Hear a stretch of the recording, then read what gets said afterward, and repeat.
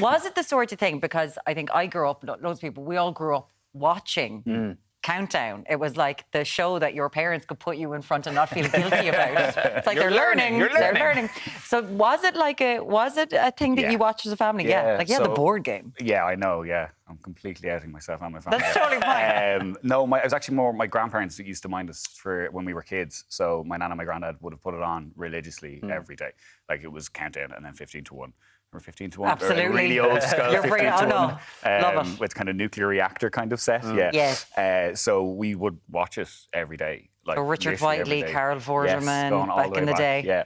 And then as well, I had a primary school teacher who played the maths round with us every day in school in 4th class. And and it's very funny, I used to be friends with a couple of the lads in that class.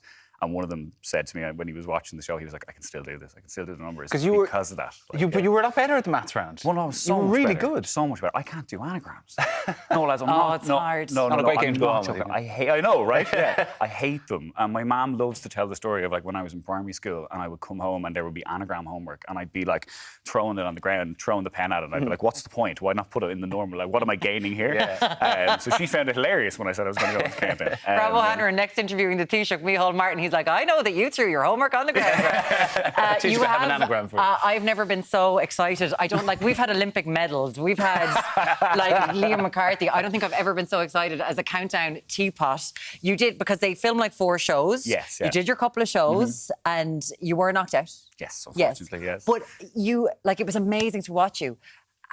The result around Ireland was huge. Like, everyone is a secret Countdown watcher, I think, first of all. Yes. What have you done to the newsroom?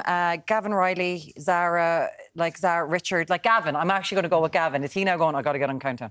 Well, I personally still believe that Gavin Riley wrote the algorithm for the Countdown. I'm 100% convinced. I can't even begin to imagine. This is the first time this has left the house.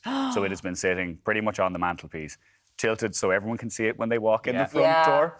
Yeah. The only question I have on it, does it make a good cup of tea? I don't drink tea, Sean.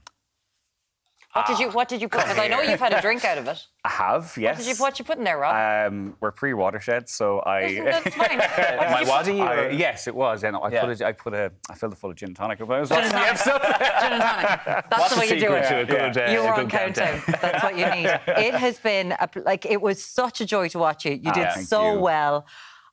You have to go on Countdown. All the reporters in Ireland now have to. All the journalists. We're going to have to start one. We're just going to have to start one between all the political lobby of Leinster House, basically. Yeah. So we'll have you and Gavin do it here in studio. Oh, please don't do that. No, okay. We'll start it myself on telly. I don't need to do that. Rob O'Hanrahan, it's been lovely chatting to you. Thank you so much for coming in and chatting on the couch. Delighted. So good.